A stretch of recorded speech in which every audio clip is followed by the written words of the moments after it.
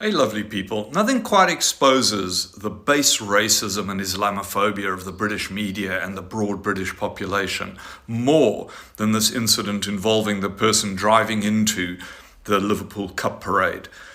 79 people injured, some of them very, very seriously.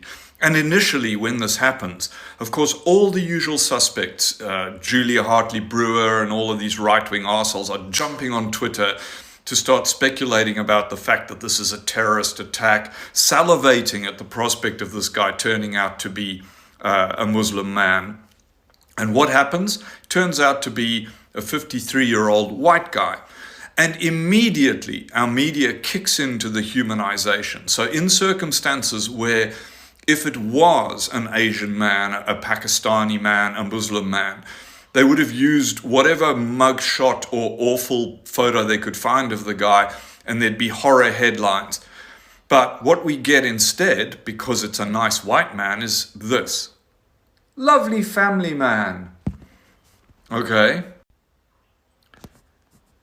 Company director. Like, what the fuck does that even mean? Who cares? How is that a headline? Is it meant to indicate that he's a fine, upstanding citizen, despite the fact that he was on drugs and drove his car into a crowd on purpose? And it gets worse. Oh, now he's a father of 3, and instead of a mugshot, we get a nice smiling picture of the guy.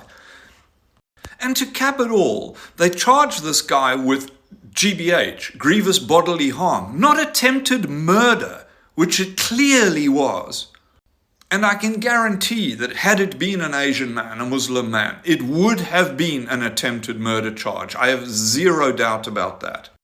The double standards are so intense. And it reminds me, and here's another fact that's turned up that you won't see in these reports. Somebody checked his Twitter account. Who does he follow? Andrew Tate, Nigel Farage, Elon Musk, Donald Trump.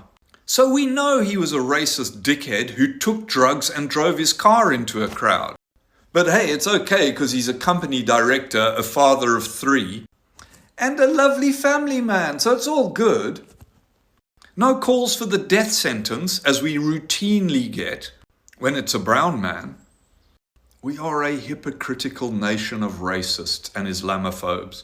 And I'm willing to bet right now that when this eventually comes to trial, they say, oh, he wasn't responsible for what happened because he was on drugs and blah, blah, blah. And here's a 5-year sentence with 3 years suspended.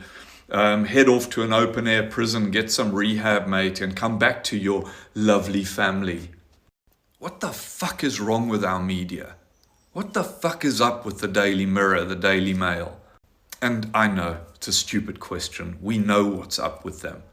What stuns me is why people buy these rags or invest the slightest journalistic integrity when it is blatantly obvious that they are nothing but propaganda tools.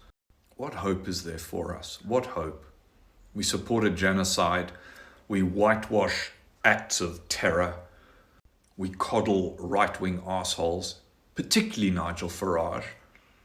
And we go out of our way to facilitate the forgiveness of this man, whilst demonizing Muslims and Palestinians in particular for doing nothing other than living. I hate this fucking world. I fucking hate it.